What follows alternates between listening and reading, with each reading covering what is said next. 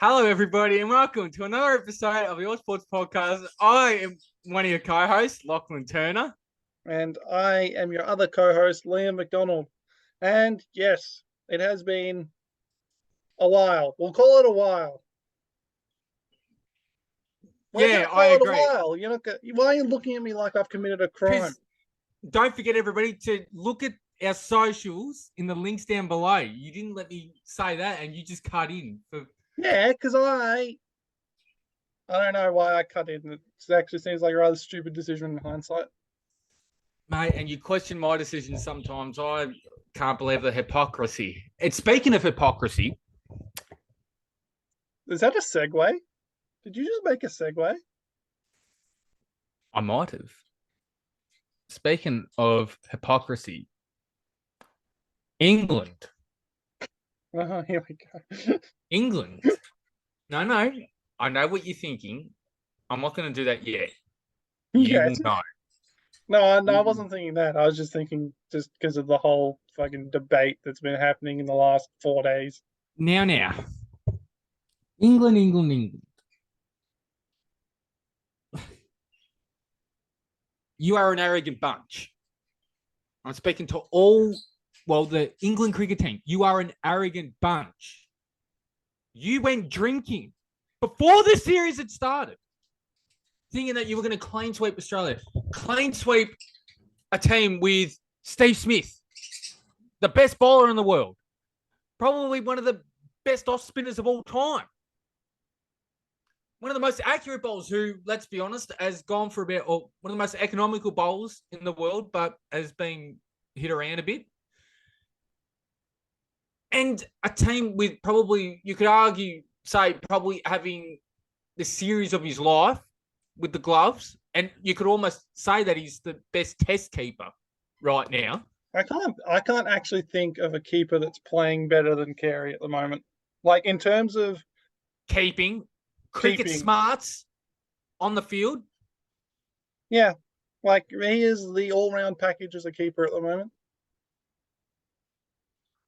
So, and they thought they were going to clean sweep Australia. My, have they come up with excuses for their shocking start to the series? Yeah, should have played less golf and worked more against the short ball. Not just that. I mean, it looks stupid now, but imagine if they had pulled off when they declared on day one. I mean, I honestly don't think that was a bad call because they already scored on 400. It was cloudy. It was cloudy, like towards the end of day one, and you're going in with Stuart Broad, who's particularly good against left-handers in England. Particularly David Warner.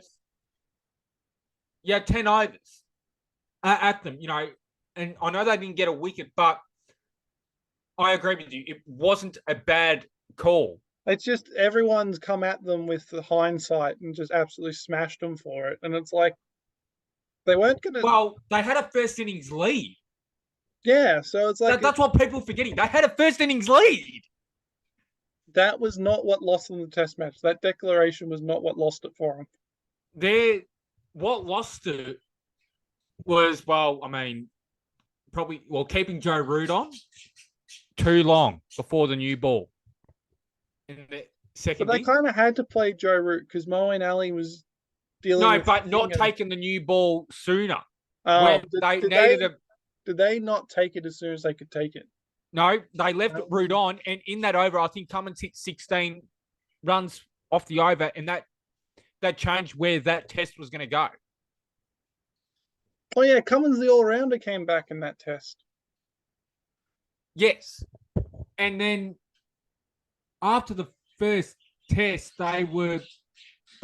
England were like, we felt like we won. But look, there's a difference between what you believe and what actually happens. And what actually happened was Australia won. End of discussion. You may have felt like you won the mental battle in whatever capacity they think they did. But guess what? Look at the scoreboard, champ. Honestly, that's literally that when I played football, that was my only comeback. Look at the scoreboard because we were winning. And it's like, because they crucify my ability, but it's like, yeah, but look at the scoreboard. It's a team game, mate. It's a team game. I always said that. It's a team game. So that stumped me. And Ollie Robinson, my God. You know, I think I've actually found somebody that I dislike more than Stuart Broad. Yeah, because you know what? Stuart Broad talks, but he backs it up. He can back it up. That's the thing. I'm actually warming to him, Broad. Warming to Stuart Broad. I never thought I'd see the day. I respect how much of a good bowler he is. I can't get past the at the moment. I remember in the 2017-18 Ashes series, and he had one of the worst series I think we've ever seen him play, and we all thought he was finished. And here he is, 5-6 years later. Same. Yeah, they seem to get younger the older they get. Which seems I think it's wrong. now that overall, like, you can rotate your quick. Like, teams will often have like multiple quick bowlers within their squad, and you can just rotate them in a long series like this. Yeah, speaking of the rotation, it's a bit stiff that Tung got rotated out of the team after one test. He was their best bowler last test. Imagine how well, like, they've done pretty well on day one, other than Mitchell Marsh backing for a run and ball 100. But imagine how they would have done if they had Tung, Wood, and like Broad. Yeah, exactly. Like instead of half pace pies Robinson. The thing is though, and I'll get to him a bit later when I do my something that I've got prepared. But he can't walk the walk because he's barely taking wickets. He's bowling 125, or not even that, 120k shit. And then he was apparently cracking it day one yesterday because he was getting smacked around. Like, give me. What happens when you bowl pies? Exactly, when you bowl batsmen don't smack good bowling. Exactly. So, but that was interesting there. And then the arrogance of Zach Crawley to say that we're going to win the second test by 150 runs. Actually, have to start batting this is coming from a bloke who loves to nick on early. Who averages what? Just under 30 in test cricket or first class cricket? I mean, what the fuck are you doing talking? I didn't want to swear this early in the podcast. That's the only thing he can contribute is talk, because he doesn't have the bat. And the only batsman that's contributed, the one batsman who's looked dangerous for England is Root. I mean, Stokes had that innings. But you know what's funny? He's averaging with the bat about 25 this year. So his batting is declining and he's not bowling many overs. Well, I think the thing with those numbers from Stokes is that in every other series they've played this year, all the other batsmen have been scoring runs. So by the time he gets out there, they already have like 400 on the board, and he doesn't need to knuckle down and bat for like 3 sessions. He needs to go out there, have a dip, and if he goes out, he goes out. I mean, that's fair enough. I can see that point, but let's just get to the point that, look, he almost willed them. It almost felt like Headingley. I was getting flashbacks. I was getting some very nasty flashbacks, but the celebration by Hazelwood when he got him out, that celebration is by far the most underrated. I'm surprised England didn't have a sook about that either. They had other things to sook about. Now, let's... Oh, here we go. Yeah, headphone users, I apologize for the next, I imagine, couple minutes. Right. Okay, so you want to explain what's about to happen, like what this is called? No, not really. I'll tell them what it is after. We'll explain it. So You're going to explain. I don't really know how to explain it. So we borrowed this from Triple M. Or when I say borrowed it, we pretty much don't really want to say it. Ripped it from Triple M. Ripped it. We've just changed the names from Billy's Bake to Lachlan's Bake. So You know what? It's not going to be Lachlan's Bake. It's going to be Lachlan's Lashing. Got to keep up the alliteration. Like it. You know, like this is. I'm not going to lie. I'm not getting my chickens before they hatch. As the series is not done, we've still got another 3 games to go. Although this test looks like it's going to get washed out looking at the weather, but we know it's a long series. Correct? But you know who can properly go and get fucked?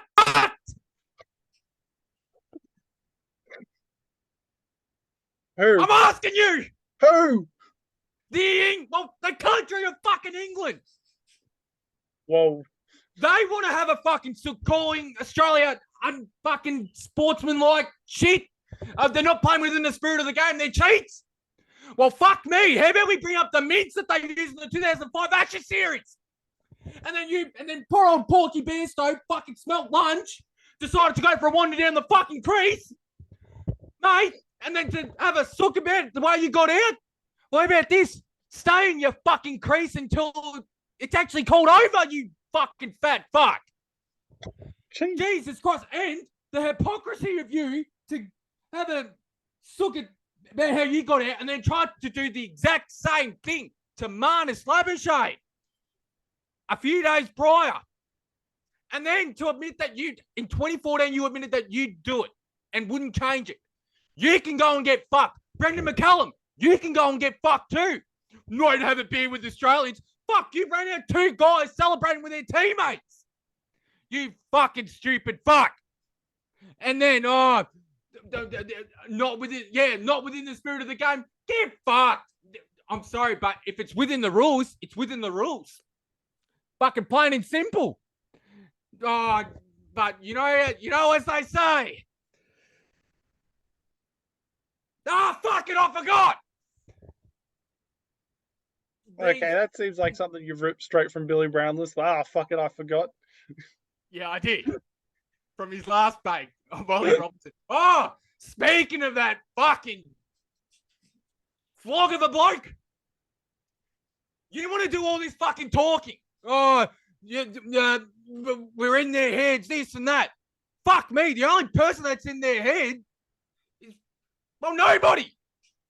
There's you're not in his fucking head. You're fucking bowling 125 fucking meat pies that would probably get served up for Johnny Bairstow. He'll probably eat them. Fuck. And then, who's the other dopey looking fuck that was averaging 80 before he played? Harry Brook. Fuck me. He can't close his fucking trough. Fuck, you could fit my 4x4 car in there. Fuck me. You can never see him with his mouth closed. Fucking dopey looking bastard. I'm gonna attack him. Fuck me, he's made 250s in the fucking series and has gotten out in some of the most embarrassing ways. You can go and get fucked.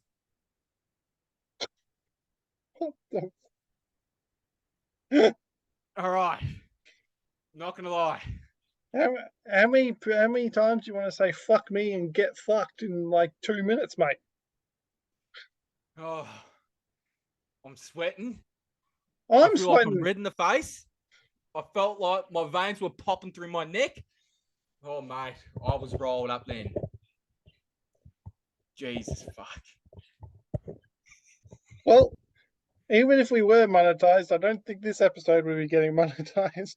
We'll have to bleep all the swearing, so mate, notice that. I'm not sure this episode's going up tonight. I have to bleep off the fucking. What? Listen to you. We're not going to be monetized because all the swearing, and then you just drop the F-bomb. Like, this episode's gone. Nah, it's done. This is it. But there's no hope for it.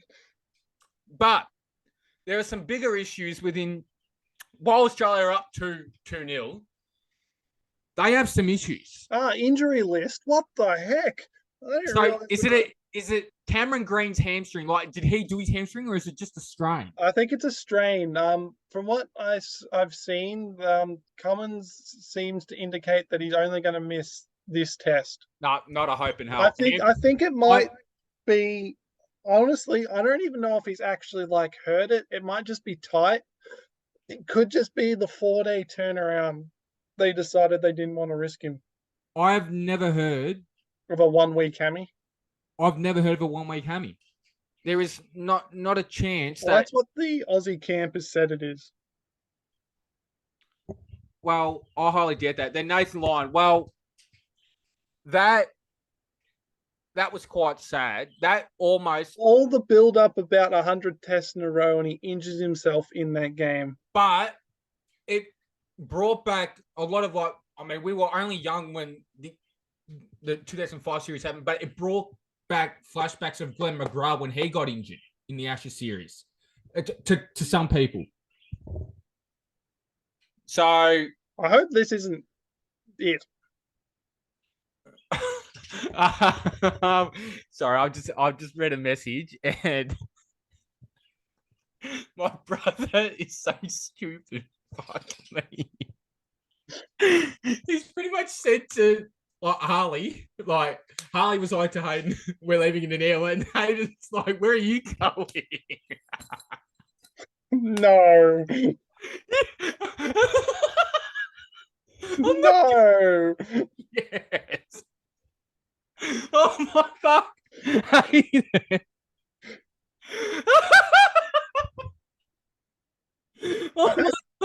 Oh no.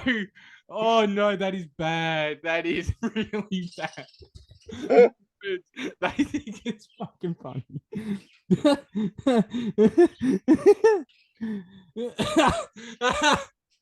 Oh fuck me. Yeah, so yeah, but no, it brought back flashbacks of Glenn McGrath's injury in the 05 series. So but look, they still won. No, there's another issue. Another issue. It's a form of a batsman who is widely regarded as one of the best in the world. We can't deny it now. He's in a slump. It's not a slump. It is not not a slump. You go through his overseas record, you could count with one hand how many 50s he's got in Test cricket. Overseas. Do you think the problem is that teams know about him now and know how to get him out? No. Because we could go on with previous Australian greats. And we could have said the exact same thing, but that's not. David Warner's a good example. He doesn't really play well overseas in Test cricket. Never has. And yet his home record is phenomenal. Exactly. And who does that sound like right now? Like currently right now? I'm going to have to say, just with a little bit of thinking, Marnus. Yep. It is actually getting beyond a joke.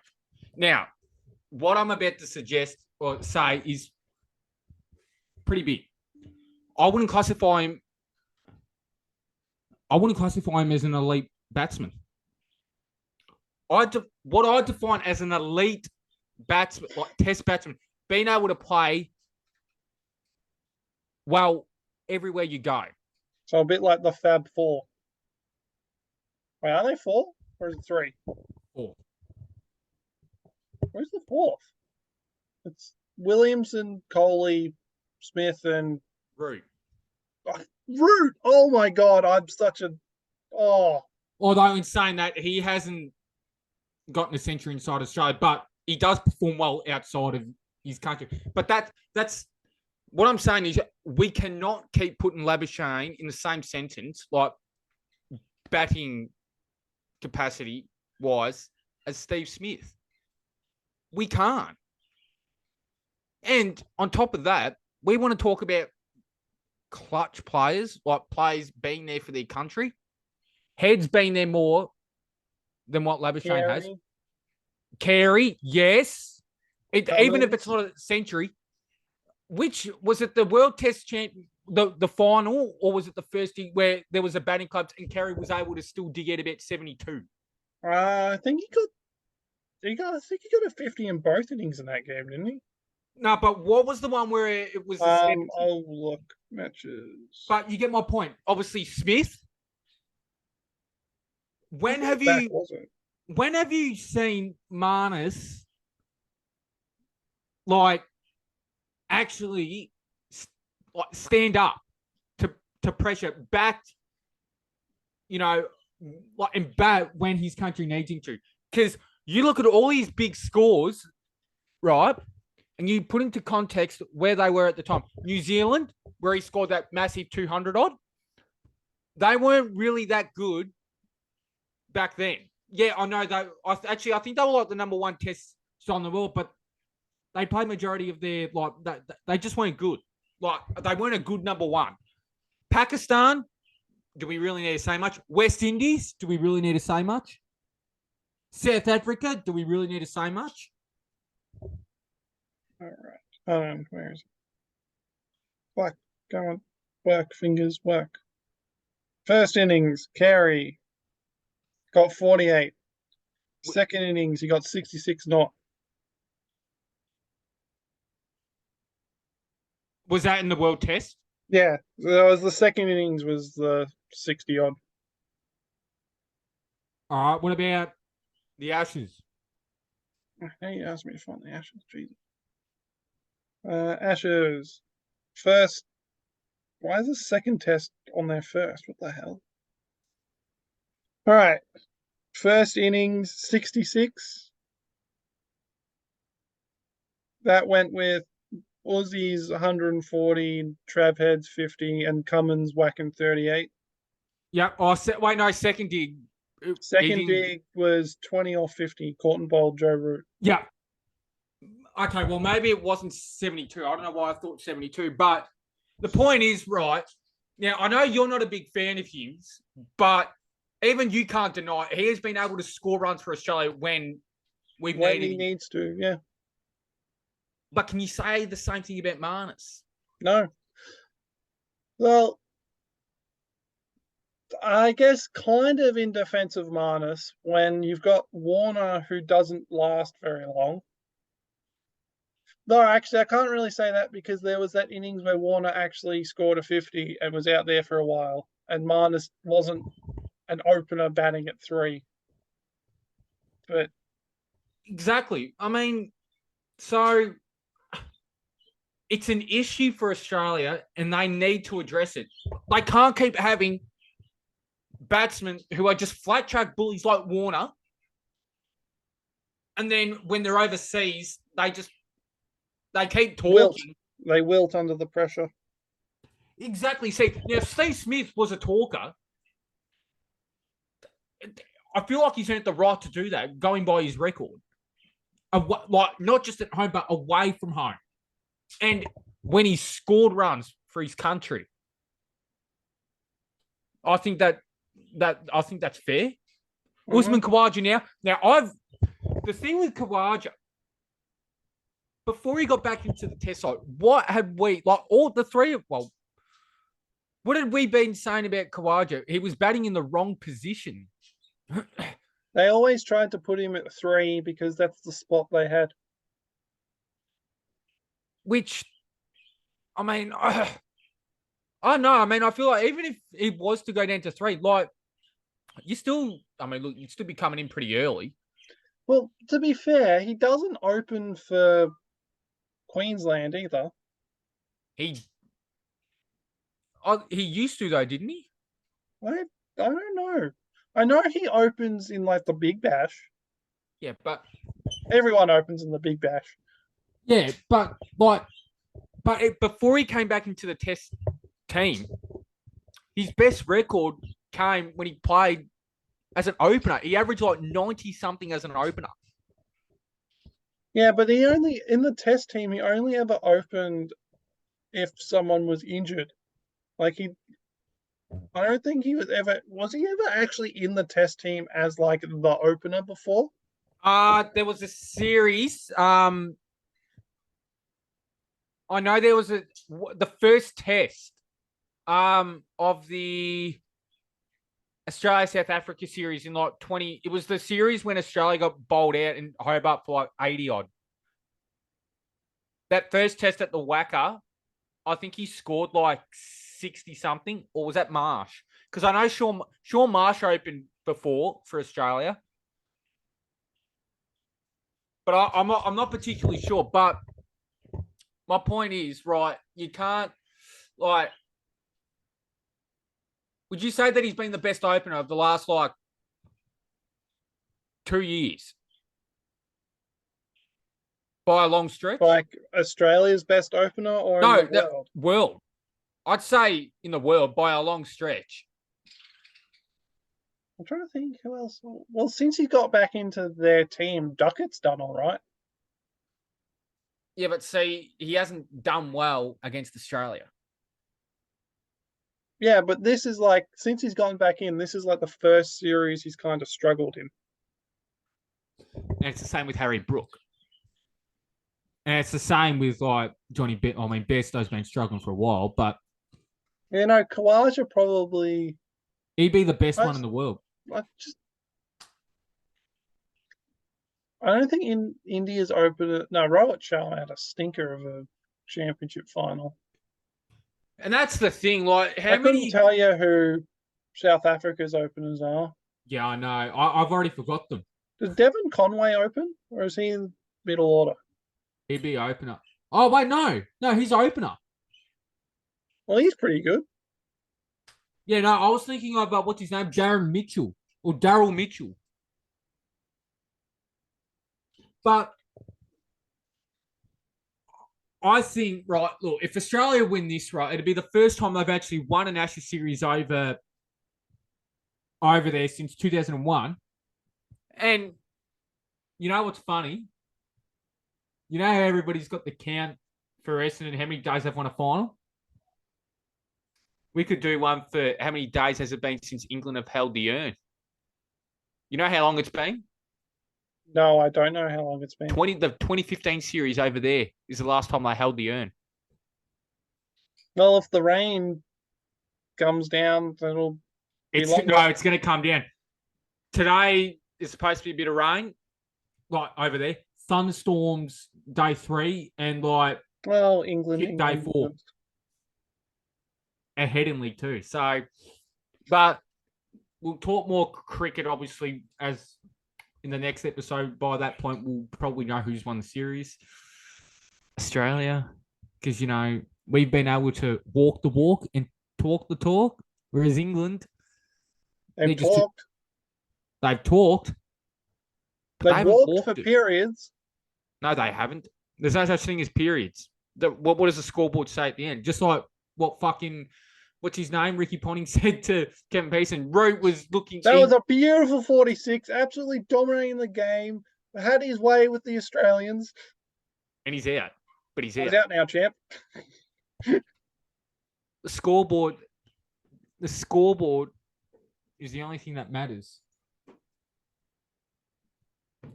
right now. So, stiff shit, England. All right. So we're at, what are we? Friday. Arvo, okay. So we're just are we done with cricket? We're done with cricket. Okay, we're going to quickly go through and we're going to say who we think's going to win every game. Footy, like just quick, like no fucking rambling, no. We're just gonna. Well, no, I can give like a brief summary, like when I say like a one sentence. Well, okay. Well, we'll start with last night's game. Did you think Richmond were going to win that? I did think, but I thought McCartan coming back in for Sydney, it was going to give their backs a bit of stability, but it didn't. So I tipped Sydney. How bad do you feel for that Bauer kid? I feel bad for him, but I mean, it happens around the world in sports. So I mean, it's kind of like, well, yeah. Look, I do feel bad for him. Yeah. Tonight. Yeah. Nice to see that Richmond knew how to kick it through the middle sticks. Yeah, Sydney still don't. All right.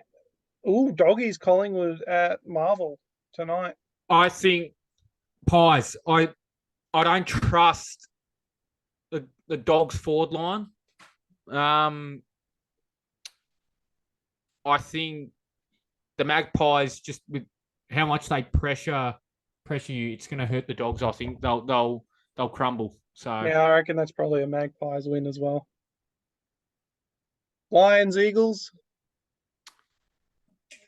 Lions. I seriously hope that this isn't like the one game that West Coast come out and play like. Well, we thought that was going to happen last week, the way they were playing against St Kilda, but Yeah, so hopefully they used it all up against St Kilda and Brisbane don't have to worry.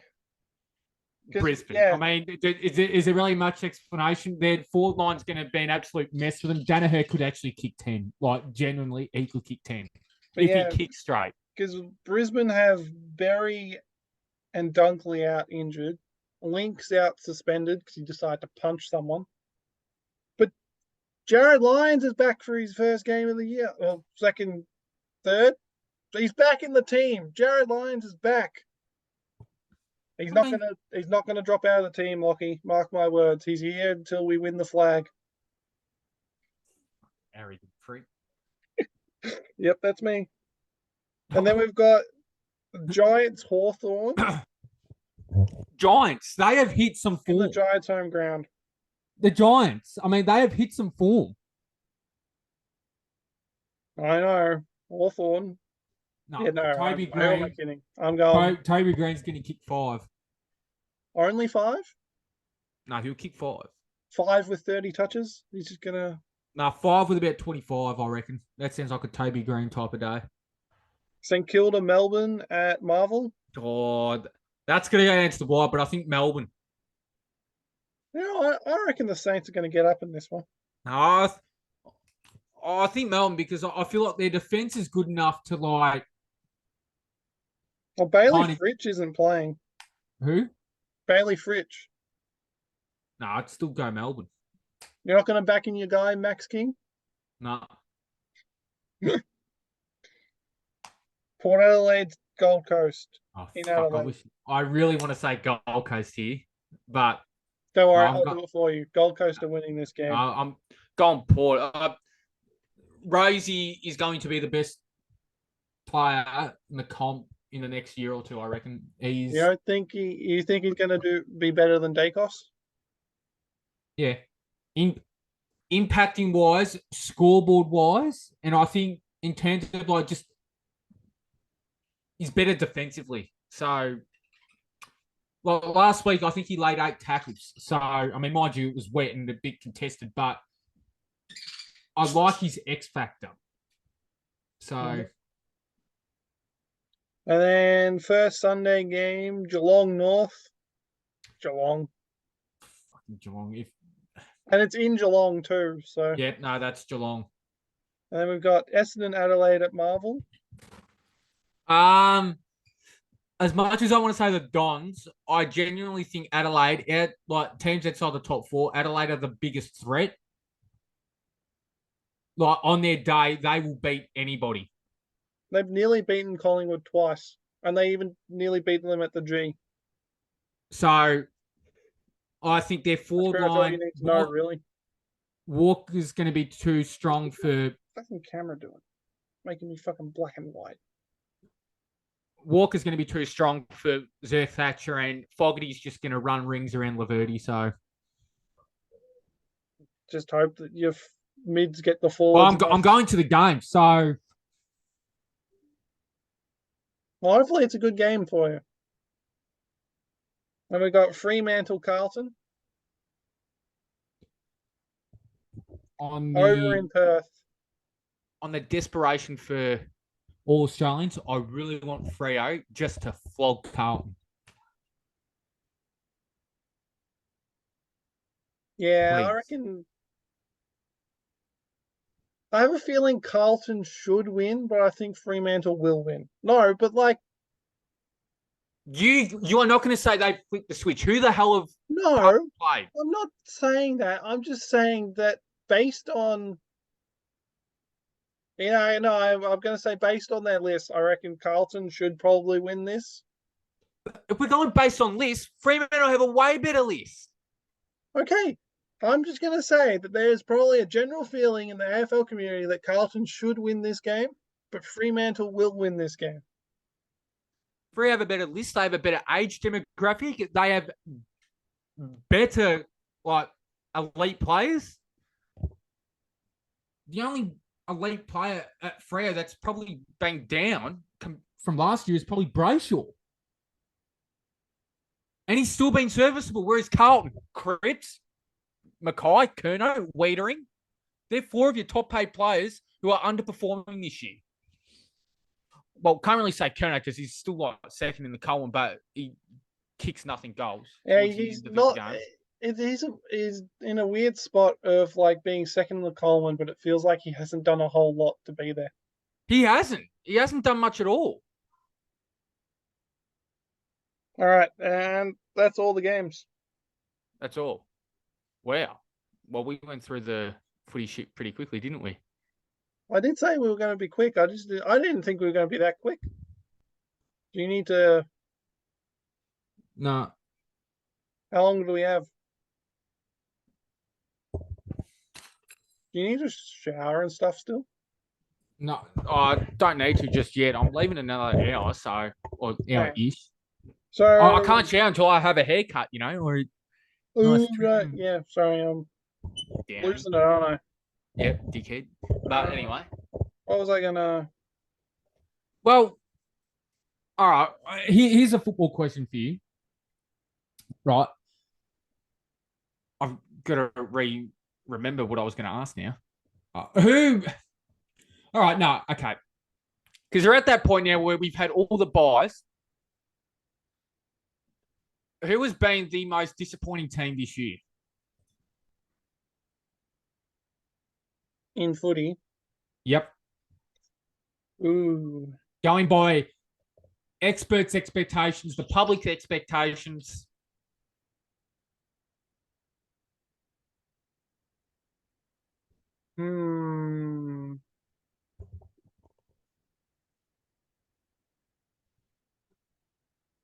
Most disappointing team? I'll make it a bit easier. You can rank it from 3 to 1, like 3 being like obviously 1 to 3, like 1 being the most disappointing. I'm torn because everyone kind of knew West Coast were going to suck. I just don't think we knew West Coast were going to suck this bad. But it'd have to be Fremantle or Carlton. This is who I go. I'd probably say Fremantle because I'm pretty sure we both had them hovering around top 4. Yeah. I mean, Carlton, I think we both kind of. I definitely had them borderline top 8. I'm pretty sure you were completely on the Carlton aren't making finals bandwagon. Yep. So I'd have to say it's probably Fremantle. It'd probably go Fremantle, Carlton, and then West Coast. Like Fremantle for me, most disappointing, Carlton, and then West Coast like third most. All right, this is who I go. So third most, so like I go Fremantle for me. I think although I did have them top 4, I still feel like they're a threat at home. Like they're of them and Carlton, Fremantle are the most likely to bounce back this season and still achieve something. Yeah, like they still have the ability to win a final. That's the thing. Second, I'd go Carlton. Mm-hmm. I know I didn't have them making finals, but the general kind of perception was that they were going to make the 8, possibly top 4. But when your spine just has not played well at all, and the so-called Brownlow medalist has just not impacted any games, and your previous number 1 pick has just not impacted games. Mm-hmm. I think that's impacted that. And plus, it's just exposing for the lack of depth that they have, that they thought they had, but very clearly they don't have. They really don't. And the first one, the most disappointing team for me would be the team that lost the grand final last year in Sydney. Oh, Sydney. Oh, I completely forgot about Sydney. Like, I understand they've had injuries, but the thing is, though, they didn't lose anybody at all last year. Like nobody of importance that I can think of. Like to other clubs, yes, they've had injuries, but the fact that they didn't lose anybody, gained a depth. They got a depth backman at best in the trade period. Well, and Errol Gould's come on leaps and bounds since last year, so he's essentially a brand new player. He's been their positive. Heaney and Papley have been disappointing, like this year. Franklin's been disappointing.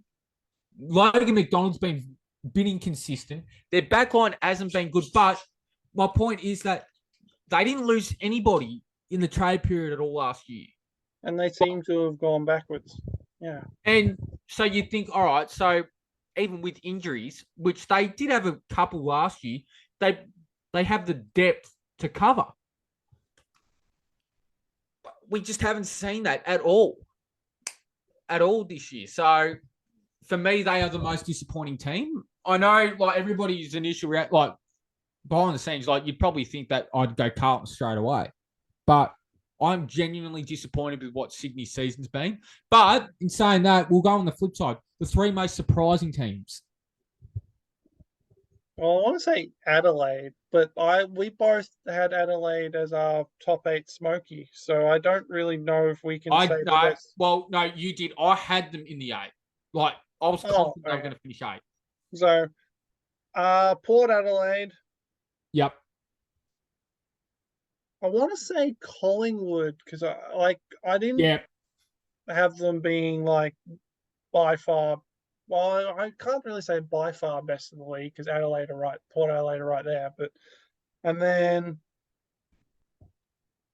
probably St Kilda. Yeah, no, St Kilda is up there as well because I'm pretty sure I had St Kilda falling off. Yeah, no, believe me. But then again, though, they were in this position last year and missed the final. So, and then if I had to go for a fourth, I'd probably say Essendon. Yeah. Well, these are mine. Yeah. I go Port Adelaide like third because I generally thought before the start, I just didn't think that they had all the players. Like, I didn't think they were on the same page with the coach, and I don't think the coach was on the same page as the players, which is obviously an issue, but that obviously hasn't been an issue today, this year so far. I think, Butters and Rosie are proving to be the best 1-2 punch in the middle. Paul Francis, I think, has still got a lot to prove. He has had a lot of quiet games this year. But he's shown signs. Sorry? Well. He has shown signs. He has shown signs, but he hasn't played like a 4-quarter game against a really good opposition. He's played like a quarter, if that. Second, I'd go Essendon. Now, I know this might surprise a lot of people, but we said, I even said at the start of the year, getting to 8 to 10 wins would be a win by Essendon's case. Well, they are projected, they should. Well, they could be pushing borderline finals, 8. And I think they found something with Caldwell. I don't think they should ever leave him out of the middle. I think he's too good to not have him in the guts. Yeah, he's Essendon's toughest player, in my opinion, which kind of does say a lot, considering that the perception of these guys are tough, but they're really not. Caldwell was the toughest player. Langford surprised me a bit. Goal kicking threat. Who would have thought Langford would be your most lethal goal kicker? He's always been a good kick. No, but just be the number one target in the forward line. Exactly. And number one, it sounds really silly, but for me, it's Collingwood. I did not have him in this position at all. Losing one game. Yeah. 2 games. They lost to Melbourne. Yeah, I would have said. I think they were I'm trying to remember where I put them. I would have said top 4, but not necessarily the best record in the comp. Okay, and then well, pretty much we're going to do the exact same thing that we did there, but with the players. 3 most disappointing players so far this year. I'm gonna have to say on a personal level, Jack Gunston's up there. Yep. But I wouldn't necessarily say like he's like in the most 3 disappointing like overall performances in the Yeah. league. I'm just my list has Gunston up there. Yep. Mostly not because he's necessarily done anything like particularly poorly. It's just that the forward line he hasn't transformed Brisbane's forward line the way I thought he would. Yeah. No, that's a fair shout. Who else has been disappointing? Patrick Cripps has been disappointing. Won the Yep. Brownlow last year, and you couldn't honestly, if you looked at a Carlton team on game day, you couldn't even tell he's out there. Which is pretty much most. And who else has been? My 1 and 3 are on the exact same team. I'm trying to think who else is like. Oh, I'll probably go Isaac Heaney and Buddy. Like they could have equal, like have both at the same spot. All right. Well, because Heaney's been all right, but he hasn't been Heaney. And Yeah, Buddy, no, that's a fair share. and unfortunately for Buddy, I think it's just he's getting old and he can't do the things he used to do. And most of his game was predicated on his athleticism, and he just doesn't have it anymore. Yep. No, that's a fair share. Well, for me, 3, Sam Walsh. He just hasn't looked like the guy that almost won him a Brownlow a couple of years ago. He doesn't look like the Australian player. To me, he's exactly like his midfield mate, Cripps, who just gets the ball but just doesn't impact the game enough. So, I think that's a fair shout there. Mm-hmm. Second would be Heaney. Mm-hmm. I expected so much more of Heaney, which might be a bit unfair, but yeah, no, you nailed it before. He just hasn't been himself, which has just been the disappointing thing. And one's Cripps. There is.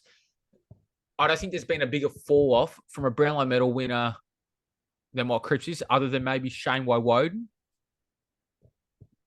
Did he do anything after he won the Brownlow? No, he didn't. And the thing is, though, Cripps didn't do anything before his Brownlow, and he won't do anything after his Brownlow.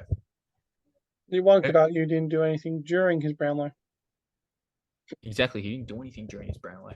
So that's what I believe. Okay, now the flip side again. 3 most like improved or surprising players, guys that you thought like it could even be guys that you knew were good but didn't know that they were that good. Rosie. Yep. Errol Goulden. Third one. I really don't want to be like, you know what? I was going to go Brisbane bias, but I'm going to go Harry Sheezel. Like, who would have thought that he'd come out and reel off 30 possession games like they were nothing?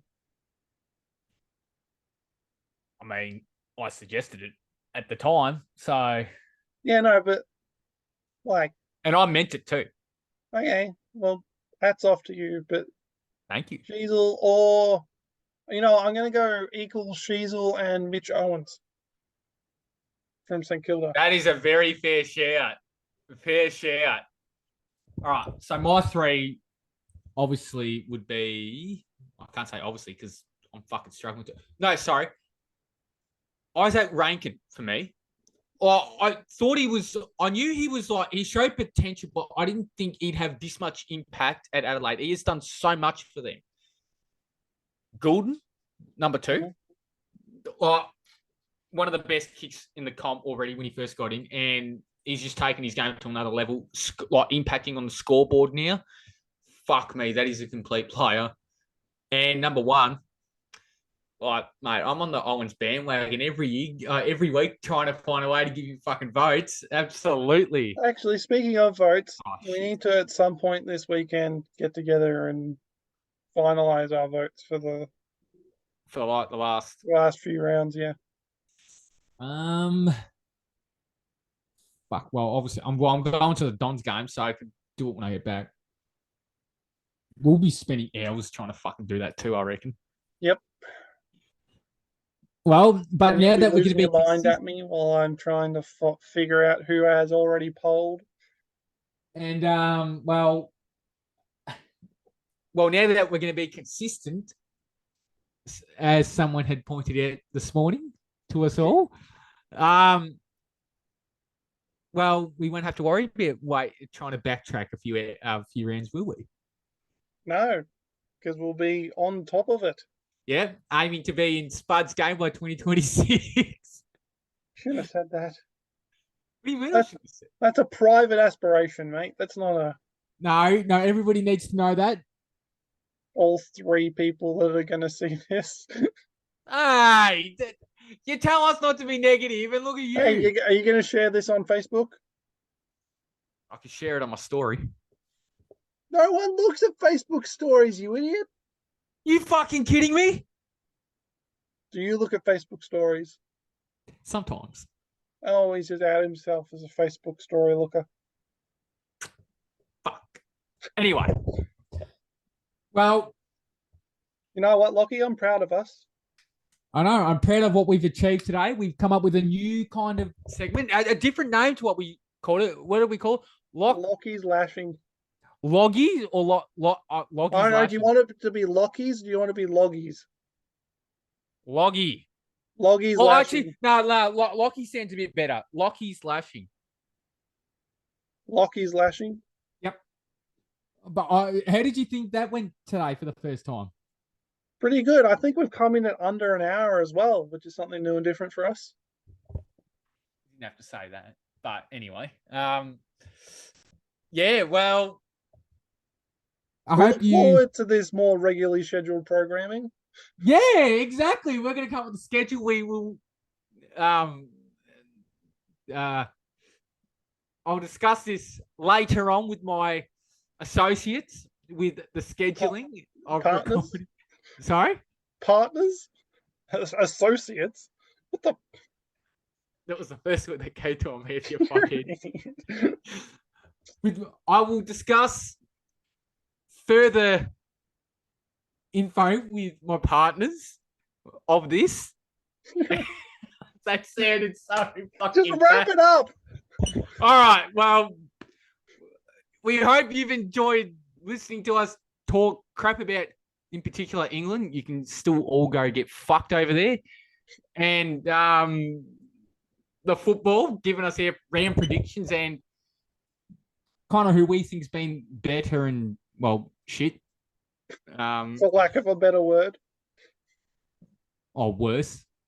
Probably could have said that. But anyway, I've been your angry, probably almost stroke host, Lachlan Turner. Oh, Jesus Christ. And I've been here, Liam McDonald. And we hope you've enjoyed. See ya. Toodles.